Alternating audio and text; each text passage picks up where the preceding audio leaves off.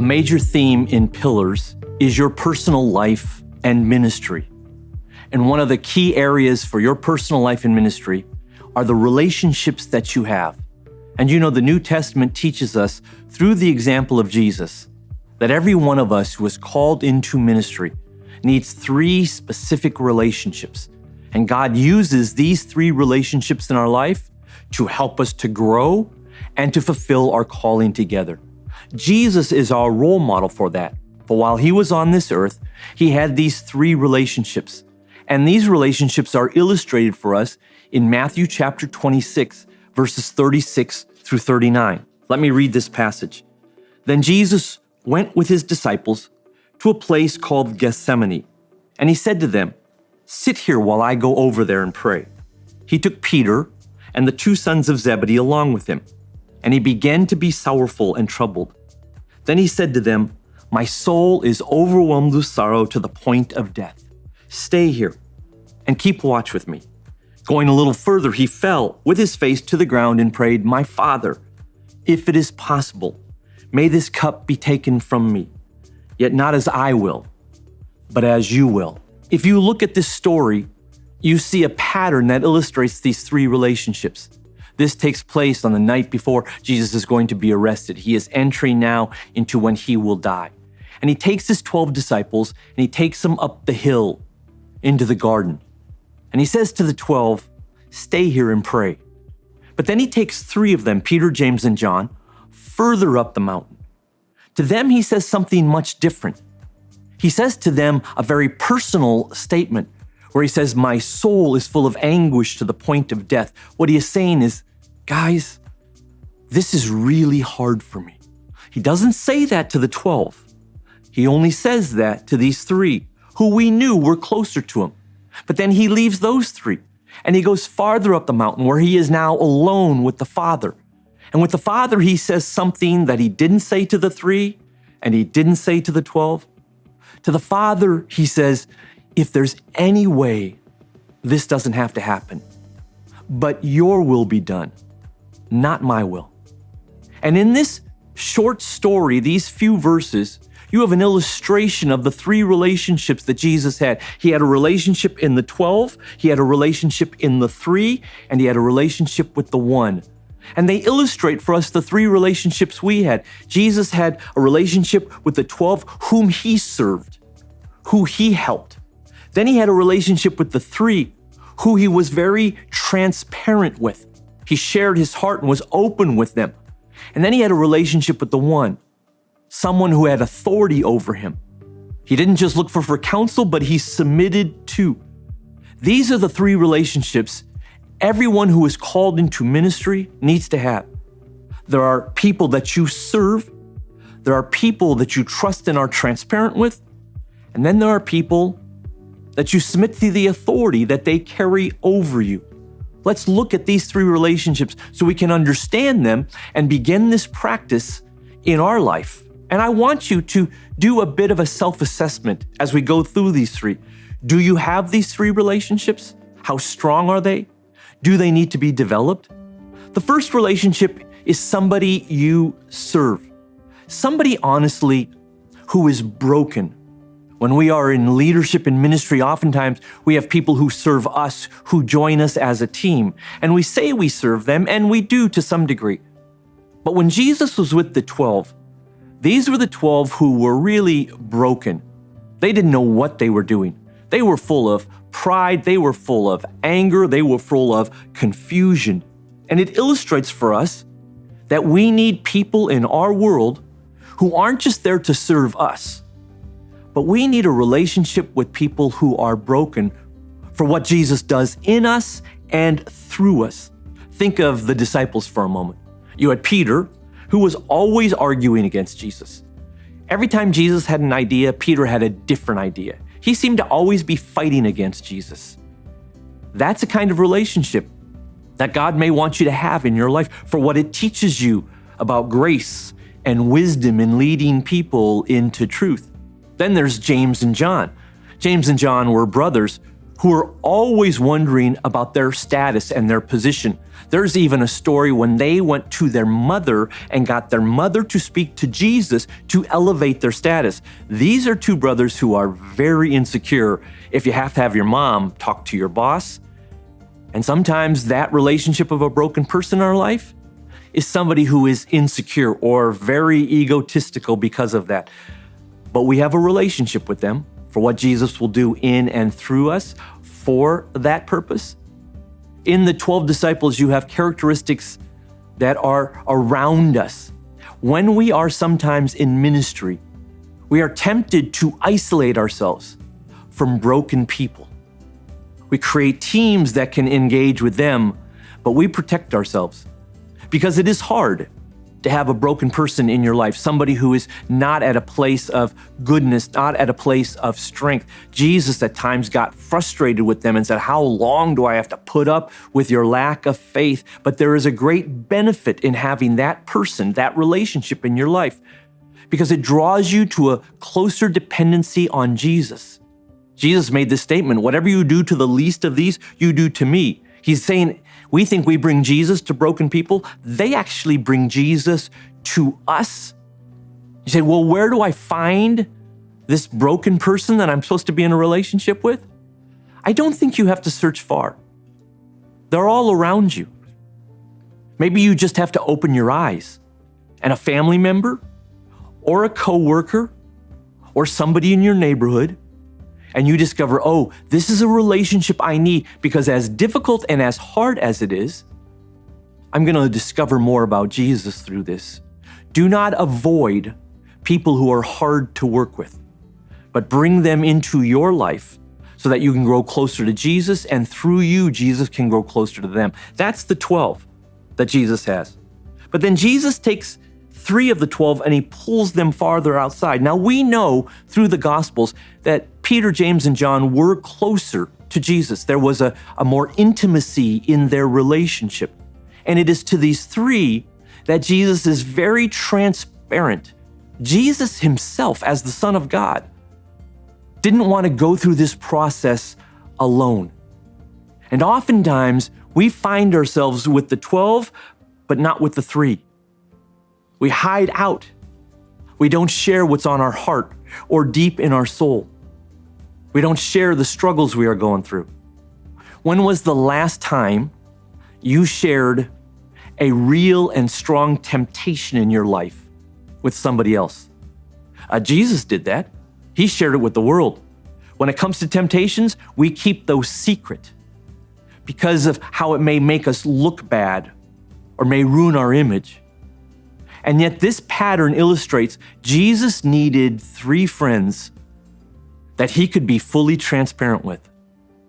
You need a relationship with just a few people that you can be fully transparent with. And this is an important part of living out your calling and your life. Now, it's just a few people. It's not the 12. It's the 3 that are there. This can be difficult because being transparent about your shortcomings, being transparent about your hardships, sometimes our pride gets in the way of that. But there's an enormous benefit that can come to that, because you were not called to carry the hardships of ministry alone. God does not expect you to do that. So he puts people around us that we can share that with. And when we do, this freedom comes to us. We're no longer holding it deep in our soul alone. But now we're sharing it with a few people, and there's a freedom when something comes out of darkness into light. There's a liberty. There's a joy that can come from that. But you have to be careful. You have to use wisdom in who your 3 people are. Jesus was very clear. I'm not going to share to the 12 what's going on inside of my heart. I'll share it to the 3. And these 3 people you don't just quickly find. Because if you share what's in your heart as a ministry leader to the wrong people, it can devastate them. They may not have the maturity to handle it. They may not have the trust relationship with you. Normally, that relationship you have that is transparent, it's a relationship you grow into. You look at the 12 you have and you go, who in that group could grow to a place of authenticity and deep sharing and transparency. And then just step by step, season by season, trust grows and you find yourself in that place of transparency. Do a self-evaluation. Do you have 3 people who you can sit down with like Jesus did and open your heart and share some of the dark secrets, some of the temptations, share some of the hardships, and know that it is both a safe place and a secure place to be able to do that? Because if you get it confused, it will create so much difficulty and so much hardship, not just for you, but for others. There's the 12, the ones that are broken, the one that Jesus spent his time with and invested his time in. And we need broken people in our life. We cannot isolate ourselves from them. Our ministries can't get so big that we build a wall between broken people and ourselves. We need them in our lives to discover more of Jesus. But then there's the 3 that you are transparent with, that you share your heart with. But the pattern doesn't end there, because Jesus leaves Peter, James, and John, and later he goes and he speaks alone to the Father.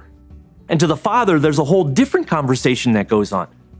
You see, the Father is somebody that has an authority over the Son. And Jesus reflects this in his words, where he basically asks if there's any other way, but I submit to your will. You need somebody who is broken. You need somebody you can be transparent with, but you need somebody in your life who has authority over you. Now, we all know that God has authority over us, but we're human. So we need people in our life, just a few, who we trust out of their maturity and out of their wisdom and out of their experience, that we actually give them a place of authority. It's not positional authority. It's not just your boss, but it's somebody you trust in such a way that you know that they have the Spirit of God and you're going to listen to what they say so that you can follow correctly what is God's best design for your life. Saul was persecuting Christians, and then he got saved, and God brought Barnabas into Saul's life, who was that voice of authority over Saul, giving him direction early on in his ministry. David sinned with Bathsheba, and he was so blind to it, he wasn't even aware of it, and God brought Nathan into his life as a voice of authority to bring repentance and restoration to David. This relationship of authority, it's not just counsel. Jesus, the Son of God, says to the Father, I submit to your will, not my will. There's actually a position you give somebody in your life that when they speak into it, you honor that authority that God has actually set up. As a pastor, I had a friend who was a great spiritual leader in our church, but he was going to buy a house, and he came to me and he showed me all of his financial situations, and he was wealthy, and he asked me if the house that he wanted to buy, if it was too much, too rich. And I knew in that moment he was giving me spiritual authority over his decision. And if I had said, I think it's too much, he would not have bought the house. And I commended him for not making an important decision on his own, but for knowing that God wants and brings people into our life that we give spiritual authority to. I have a friend who's a pastor, and I have given him that kind of spiritual authority. And one time we were in a meeting with a group of other pastors, and I got frustrated in the meeting, and afterwards he pulled me aside and he said, Joel, I heard you say these kinds of things. And he challenged me on some of the tones and words I used. If anybody else had done that, I don't think I would have taken it as seriously. But because it was my friend who I had given spiritual authority to, when he spoke, his words, they carried a serious weight. And God used those words to help me reflect and to learn and to grow. Do you have a role like that? We all quickly understand having somebody who's broken in our life. We even understand having people who are transparent. But when it comes to submitting to somebody who we give authority to, we're greatly hesitant to do that because we don't want to lose control. And the greatest and most important role they play is not when they agree with us, but when they disagree with us.